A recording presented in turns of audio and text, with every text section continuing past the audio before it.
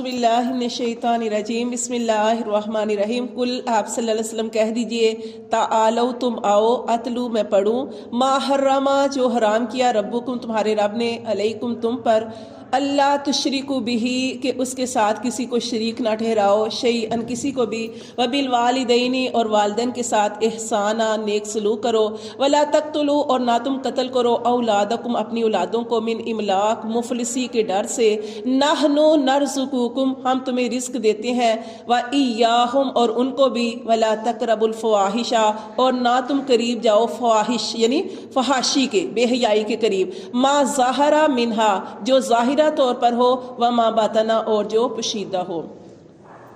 دیکھیں اللہ تعالیٰ کے نبی صلی اللہ علیہ وسلم یہاں پہ ارشاد فرما رہے ہیں اور نبی صلی اللہ علیہ وسلم کی طرف جو وحی آتی تھی وہی آپ صلی اللہ علیہ وسلم آگے فرمایا کرتے تھے۔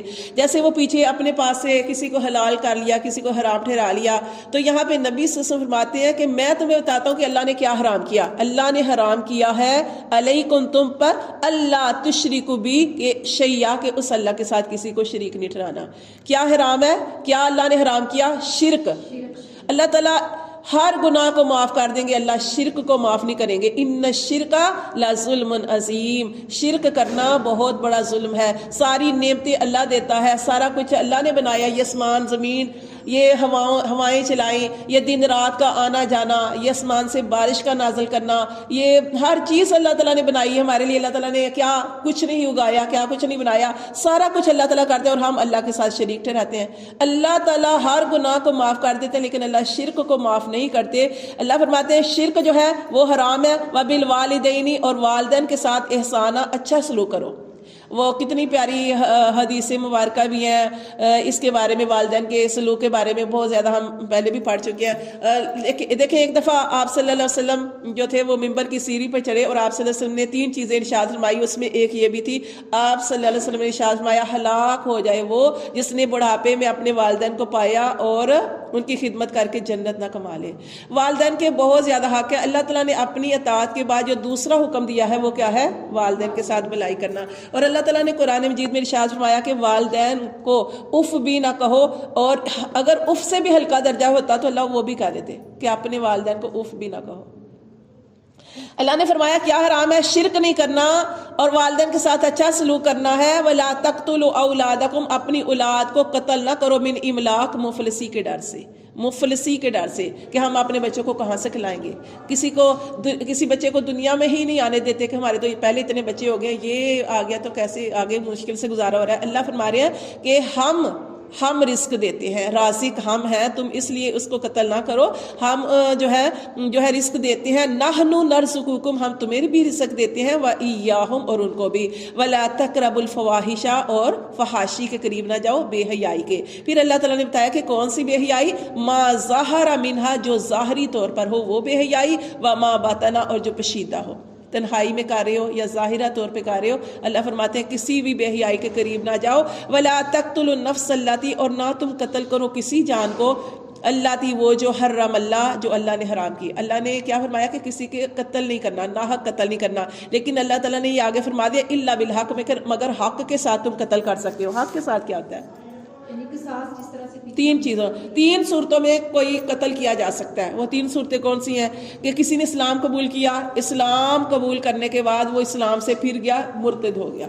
مرتد ہونے کی صورت میں آپ اس کو مار سکتے ہیں، وہ قتل کیا جا سکتا ہے۔ اور آگے کسی نے کسی کو مارا، کسی نے کسی کو مارا تو آپ جانتے ہیں نا اس کے بدلے میں اس کو مارا جائے گا، اس کو کیا کہتے ہیں؟ قصاص کہتے ہیں۔ اور تیسری صورت کیا ہوتی ہے کسی کو قتل کرنے کی؟ کہ ایک شادی شدہ آدمی ہے یا عورت ہے، اس نے زنا کیا، بے حیائی کی، فحاشی کی، تو پھر آپ جو ہیں پھر اس کو بھی قتل کیا جائے۔ قتل کیسے؟ مارا جائے گا۔ جیسے ہم نے پڑھا کہ زنا کی سزا کیا ہے؟ شادی شدہ کے لیے قتل کیسے کہ اس کو پتھر مار کے مار دیا جائے گا۔ اور وہ بھی ہم نے پڑھا کہ کہاں پہ؟ جو رستے میں، جہاں پہ یعنی ہر طرف سے رستے لگتے ہوں وہاں پہ اس کو، تاکہ لوگ جو ہے عبرت حاصل کریں کہ اس نے یہ کام کیا۔ تو یہاں پہ یہ بتایا گیا کہ کسی جان کو قتل نہیں کر سکتے، حرام ہے، حرمت ہے، اس کو قتل نہیں کر سکتے۔ حرام کیا اللہ نے الا بالحق مگر حق کے ساتھ۔ اور حق کی 3 صورتیں میں نے آپ کو بتا دی کون سی؟ ایک اگر انسان مرتد ہو جائے، اسلام لانے کے بعد دین سے پھر جائے، تب اس کو قتل کیا جا سکتا ہے۔ دوسرا قصاص، کسی نے کسی کو مارا تو اس کی صورت میں اس کو بھی مرنا پڑے گا. اور یا اگر معاف کر دیں، جیسے ہم نے پڑھا کہ اگر گھر والے معاف کر دیں، قتل معاف کر دیا تو ٹھیک ہے.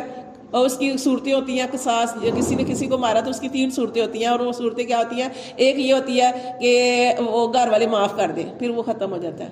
دوسری صورت ہوتی ہے کہ گھر والے کہیں کہ ہمارا جو مارا ہے اس کے بدلے میں ہمیں اتنا پیسہ دے دو یا اتنا مال جو کچھ بھی ہے، وہ صورت ہوگی. اور تیسری صورت وہ ہے کہ قصاص، اس بدلے میں اس کو مارا جائے گا. ٹھیک ہے.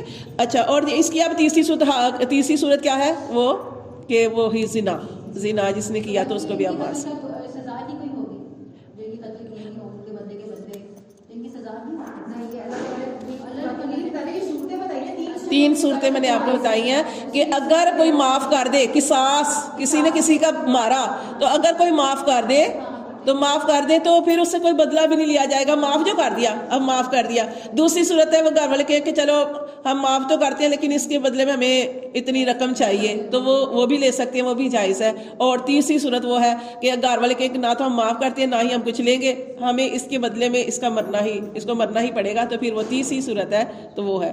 اللہ فرماتے ہیں ذالکم وصاکم، اس چیز کا حکم دیا تمہیں بھی اس کا لعلکم تعقلون، تاکہ تم عقل کرو، تاکہ تم سمجھو. تو دیکھیں ایک صحابی ہیں کعب احبار رضی اللہ تعالیٰ عنہ، پہلے یہودی تھے اور بہت بڑے عالم تھے.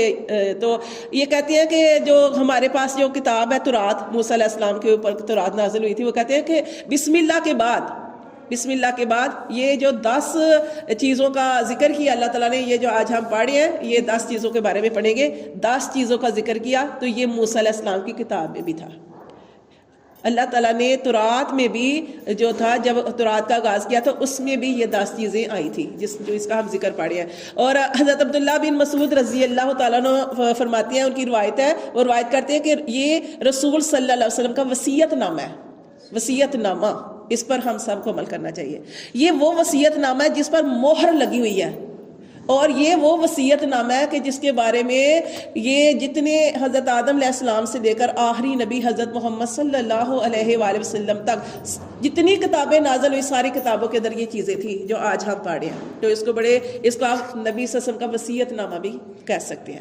تو یہ جو آپ نے ان کو دھیان سے کہ کیا اللہ تعالیٰ نے فرمایا، نبی صلی اللہ علیہ وسلم نے فرمایا، اللہ کا حکم تھا، نبی صلی اللہ علیہ وسلم نے فرمایا کہ قل تعالو، تم آؤ میں تمہیں پڑھ کے سناتا ہوں کہ کیا حرام کیا اللہ نے تم پر، اللہ تشرکو بھی، اللہ کے ساتھ کسی کو شریک نہ ٹھہراؤ، شیعہ کسی کو بھی، وبالوالدین احسانا، والدین کے ساتھ احسان کرو، ولا تقتلوا اولادکم، اپنی اولادوں کو قتل نہ کرو، من املاق، مفلسی کے ڈر سے، نحن نرزقکم، ہم تمہیں بھی رزق دیتے ہیں، وایاہم، اور ان کو بھی، ان کو بھی جن تمہاری اولادوں کو بھی، ولا تقربوا الفواحش، اور نہ تم قریب جاؤ بے حیائی کے، ما ظہر منہا، جو ظاہر ہو، وما باطن، اور جو پشیدہ ہو اس کے قریب نہ جاؤ، ولا تقتلوا النفس التی، اور نہ تم قتل کرو کسی جان کو، حرم اللہ، جو اللہ نے حرام رکھی، الا بالحق، مگر حق یعنی جیسے کہ ابھی آپ کو بتایا کہ حق کی صورت میں، وہ جو 3 حق ابھی آپ کو بتایا کہ 3 حالتوں میں وہ جو ہے کوئی شخص قتل کیا جا سکتا ہے. پھر اللہ فرماتے ہیں ذالکم وصاکم، یہ وصیت ہے تمہاری طرف بھی، ساتھ اس کے لعلکم تعقلون، شاید کہ تم سمجھ جاؤ. تو عمل کی نیت کریں تو انشاءاللہ تعالی اللہ تعالیٰ توفیق بھی عطا فرماتے ہیں. اور الحمدللہ اللہ کا شکر ہے، اللہ نے ہمیں مسلمان بنایا، ہم شرک تو نہیں کرتے. اور والدین کے ساتھ آپ جانتے ہیں کہ کیا کچھ آج کل ہو رہا ہے، تو اپنے والدین کا بہت زیادہ خیال رکھا کریں. جن کے والدین زندہ ہیں تو اپنے والدین، یہ جو والدین جو ہوتے ہیں، نبی صلی اللہ علیہ وسلم کی حدیث کا مفہوم ہے، یا تو آپ کے لیے جنت ہے یا آپ کے لیے جہنم ہے. اگر آپ ان کی خدمت کرتے ہیں تو آپ کے لیے جنت کے دروازے کھول دیے جاتے ہیں، اور اگر آپ ان کی نافرمانی کرتے ہیں تو پھر جہنم آپ کے لیے بن جاتی ہے. وہ جیسے ایک صحابی کا واقعہ تھا کہ آخری وقت تھا تو زبان پہ کلمہ جاری نہیں ہو رہا تھا، اور وہ کیا وجہ کیا تھی کہ نبی صلی اللہ علیہ وسلم جب آئے تو پوچھا کہ ان کی والدہ ناراض ہے، تو انہوں نے کہا کہ ہاں اللہ کے رسول والدہ ناراض ہے. تو آپ نے ان کی والدہ کی طرف پیغام بھیجا کہ والدہ کو بلایا جائے. تو جب والدہ کو بلایا اور کہا کہ اپنے بیٹے کو معاف کر دو، آخری وقت ہے، کلمہ پڑھ ہے، کلمہ نہیں نکل رہا زبان سے، تو معاف کر دو. تو ماں نے کیا کہا تھا کہ میں تو کبھی نہیں معاف کروں گی، اس نے مجھے بڑا ہی میرا دل جلایا ہے. تو تب نبی صلی اللہ علیہ وسلم نے صحابہ کرام کو حکم دیا تھا کہ آپ لکڑیاں اکٹھی کریں اور یہاں پہ آگ جلائیں اور اس کے بیٹے کو اس کے سامنے جو ہے نا آگ میں جلا دیں. تو وہ ماں تھی نا، تو ماں نے کہا کہ نہیں، میں تو یہ نہیں دے سکتی کہ میرا بیٹا جو ہے وہ جہنم میں جلے. تو پھر آپ سے نے فرمایا کہ اس کو معاف کر دیں. پھر اس نے معاف کیا تو ان صحابی کی زبان پہ کلمہ جو تھا وہ جاری ہوا۔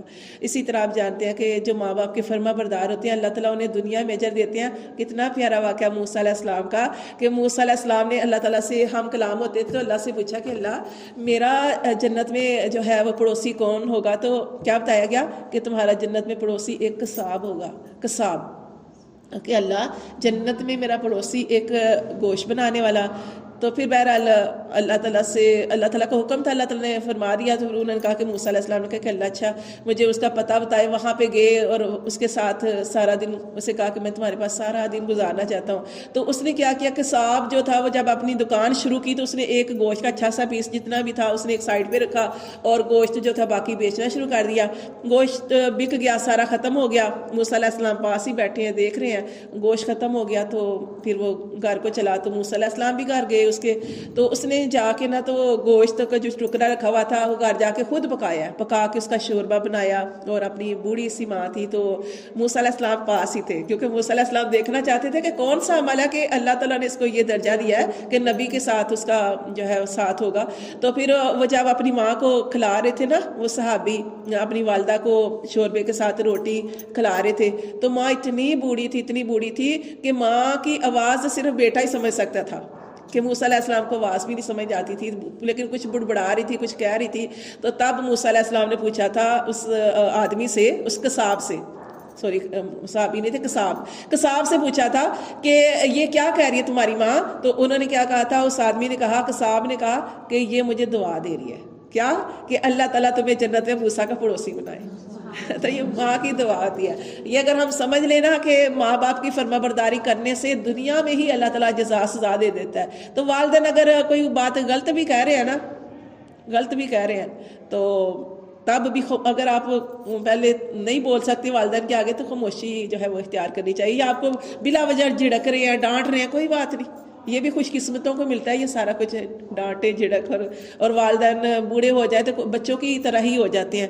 تو اس لیے اللہ تعالیٰ نے فرمایا کہ والدین کے ساتھ نیک سلوک کرو، اپنی اولاد کو قتل نہ کرو، ہم تمہیں بھی رزق دیتے ہیں، تمہاری اولاد کو بھی دیتے ہیں، اور بے حیائی کے قریب نہ جاؤ ظاہری اور پوشیدہ، اور اپنی ولا تقتلوا النفس التی، اور قتل نہ کرو وہ جان کو جس کو اللہ نے حرام کیا مگر حق کے ساتھ۔ یہ تمہیں وصیحت کی جاتی ہے لعلکم تعقلون، تاکہ سمجھو۔ ابھی وصیتیں پوری نہیں ہوئی، تھوڑی سی آگے بھی آپ کو بتا رہی ہوں، یہ ہوئی ابھی 5 آگے، ولا تقربوا مال الیتیم، اور نہ تم قریب جاؤ یتیم کے مال کے، ٹھیک ہے، یہ چھٹی وصیت، یہ آپ بعد میں گن لینا، یہ 10 وصیتیں ہیں، یہ نبی صلی اللہ علیہ وسلم کی وصیتیں ہیں۔ ولا تقربوا مال الیتیم، اور یتیم کے مال کے قریب نہ جاؤ، الا باللتی، مگر وہ جو ہی یا احسن، اچھے طریقے سے۔ اب مال، یہ جو یتیم کا مال ہے اس کے قریب بھی نہیں جانا۔ اب دیکھیں کہ کسی وقت والدہ بھی نہیں ہوتی، بچہ ماں بھی نہیں ہوتی، باپ بھی نہیں ہوتا، تو پرورش کرنی پڑتی ہے کسی عزیز کو، یعنی قریبی رشتہ دار کو۔ اب قریبی رشتہ دار جو ہے وہ اس بچے کی پرورش کرے گا۔ اب وہ جو بچہ ہے اس کے ہو سکتا ہے کتنا مال و دولت ہو یا جائیداد ہو، اس کی ساری چیزوں کی حفاظت بھی وہ وارث ہی کرے گا، ٹھیک ہے۔ اب بچے کو تو نہیں پتا، بچہ ہو سکتا ہے چھوٹا ہو لیکن جائیداد اس کے نام کافی ہو، اب وہ ساری جائیداد کے اندر اگر کوئی ہیر پھیر کرے گا، مال کے اندر کرے گا، تو یہ جہنم میں تپے گا، اللہ معاف کرے، اس کی بڑی سخت سزا ہے۔ اللہ نے فرمایا کہ یتیم کے مال کے قریب بھی نہ جاؤ، الا باللتی ہی احسن، مگر اچھے طریقے سے۔ اب یہ دیکھیں کہ کیا ہوتا ہے کہ واضح یہ ہوتا ہے کہ جو وارث بنا ہے، یتیم کا جو وارث بنا ہے وہ خود غریب ہے، اب اسے یتیم کی کفالت کرنی پڑی ہے۔ اب وہ کیا کرے گا، اپنے بچوں کا تو چلا رہا ہے، اب اس یتیم کا وہ کیا کرے گا، تو اس کے مال کے اندر سے اس کے اوپر لگا سکتا ہے، اگر اپنے پاس سے لگائے تو بہت بہتر ہے، لیکن اگر اس کے وسائل ہی نہیں ہے تو پھر اس کے مال جو ہے اس کے اوپر، اس کی تعلیم کے اوپر، تربیت کے اوپر اگر وہ لگا رہا ہے تو کوئی گناہ نہیں۔ لیکن جیسے ہم نے پیچھے پڑھا سورۃ بقرہ کے اندر کہ اس کا مال اس کے بڑے ہونے سے پہلے نہ کھا جاؤ، اتنا، یعنی اس کے قریب جانے سے منع کیا گیا، لیکن وہی جو اس کی تربیت کے لیے یا اس کی تعلیم کے لیے اگر لگانے کی ضرورت پڑی ہے تو آپ اس لگا سکتے ہیں، لیکن آپ نے خود نہیں کھانا۔ حتیٰ یہاں تک کہ یبلغ اشدہ، اب وہ یتیم چھوٹا تھا، اب وہ اپنی جوانی کو پہنچ گیا تو پھر اس کا مال اس کے حوالے کر دینا چاہیے۔ اور یہ بھی نہیں ہے، یہاں پہ تو آیا نا کہ وہ جوانی کو پہنچ جائے، لیکن وہ پھر پیچھے ہم پڑھ چکے ہیں سورۃ البقرہ کے اندر، سورۃ نساء میں، کہ بچے کو دیکھا جائے گا کہ کئی بچے بالغ تو ہو جاتے ہیں لیکن سمجھدار نہیں ہوتے، تو پھر اس سے سودا منگوا کے یا اس کو طرح طرح سے آزمایا جائے گا کہ یہ بچہ اب سمجھدار ہو گیا، اپنی جائیداد یا اپنے مال کی حفاظت کر سکتا ہے، تب اس کے سپرد کی جائے گی وہ چیز، ٹھیک ہے نا. تو یہ یہاں پہ بتایا گیا. اللہ فرماتے ہیں وَأَوْفُوا الْكَيْلَ، اور پورا کرو ماپ، وَالْمِيزَانَ، اور تول، بِالْقِسْطِ، انصاف کے ساتھ، لیتے اور دیتے ہوئے، جو ماپ اور تول کرتے ہوئے جو ہے انصاف کا معاملہ رکھو. لا نکلف نفسا، اللہ تعالیٰ تکلیف نہیں ڈالتے کسی جان پر، اللہ تعالیٰ کسی جان پر بوجھ نہیں ڈالتے، الا وسعها، مگر اس کی طاقت کے مطابق. واذا قلتم، اور جب تم کوئی بات کہو، فعدلوا، تو عدل والی بات کرو، انصاف والی. ولو کان ذا قربا، اگرچہ وہ تمہارے قرابت والوں کے خلاف کیوں نہ ہو، ٹھیک ہے نا. جیسے پیچھے بھی ہم پڑھ چکے ہیں حکم کہ سورۃ نساء کے اندر، سورۃ آل عمران کے اندر بھی ہم نے پڑھا کہ اللہ تعالیٰ فرماتے ہیں اذا قلتم فعدلوا، کہ جب کوئی بھی بات تم کر رہے ہو تو عدل کے ساتھ بات کرو، انصاف کے ساتھ بات کرو. ولو کان ذا قربا، اور اگرچہ وہ بات تمہارے قریبی رشتہ داروں کے خلاف ہی کیوں نہ ہو. وبعہد اللہ اوفوا، اور اللہ کے عہد کو پورا کرو. یہ اب وصیتیں جو ہیں مکمل ہو رہی ہیں. ذالکم، یہ تمہیں، وصاکم، وصیحت کی جاتی ہے، بھی ساتھ اس کے، لعلکم تذکرون، شاید کہ تم نصیحت حاصل کرو. اللہ تعالیٰ نے یہ نہیں کہا کہ کرو گے، لیکن یہ وہی کرے گا نا جو اس کا ارادہ کرے گا.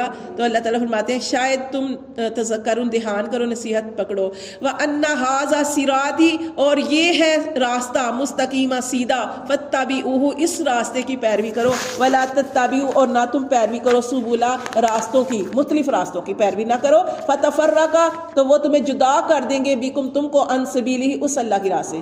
مختلف راستے جو ہیں وہ تمہیں اللہ کی راہ سے جدا کر دیں گے. دیکھیں ایک دفعہ نبی صلی اللہ علیہ وسلم زمین پہ بیٹھے ہوئے تھے، آپ صلی اللہ علیہ وسلم نے ایک لائن کھینچی، سیدھی لائن. آپ صلی اللہ علیہ وسلم نے فرمایا کہ صحابہ کرام سے فرمایا یہ جو سیدھی لائن ہے نا، یہ سیدھا راستہ ہے اور یہ سیدھا اللہ کی طرف جاتا ہے. پھر آپ نے فرمایا ادھر بھی لائنیں کھینچی تھی، ادھر بھی لائنیں کھینچی، سیدھے راستہ درمیان میں وہ سیدھی لائن کھینچی. آپ نے فرمایا جو ادھر لائنیں ہیں وہ مختلف راستے ہیں، اور ان راستوں کے اوپر شیطان بیٹھا ہوا ہے، اور شیطان نے قسمیں کھائی ہوئی ہیں، اور وہ انسان کو سیدھے راستے پہ آنے نہیں دیتا. تو سیدھا راستہ ایک ہی راستہ ہے، وہ جو اللہ کا راستہ ہے. اللہ فرماتے ہیں اللہ کے علاوہ کسی اور راستے کی پیروی نہ کرو. فتفرق بکم عن سبیلہ، نہیں تو تمہیں وہ گمراہ کر دے گا اللہ کے راستے سے. ذالکم، یہ تمہیں، وصاکم، وصیحت کی جاتی ہے بھی اس چیز کی، لعلکم تتقون، شاید کہ تم ڈر جاؤ، شاید کہ تم پرہیزگاری اختیار کر لو. یہاں پہ 10 وصیتیں جو ہیں وہ پوری ہو گئی ہیں. ثم آتینا، پھر ہم نے دی موسیٰ الکتابہ، موسیٰ علیہ السلام کو کتاب، تماماً، نعمت کو پورا کرنے والی، الذی، اس پر، احسنا، جو نیکوکار ہے، وتفصیلاً، اور تفصیل بیان کی، کس کی؟ وہ جو کون سی کتاب کا ذکر ہو رہا ہے؟ تورات کا. اللہ فرماتے ہیں وتفصیلاً، اور تفصیل بیان کی، لکل شیء، ہر چیز کی، وہدن، اور وہ ہدایت تھی، ورحمۃ، اور رحمت، لعلہم، شاید کہ وہ بلقاء ربہم، شاید کہ وہ اپنے رب کی ملاقات پر یؤمنون، ایمان لائے. صدق اللہ العظیم.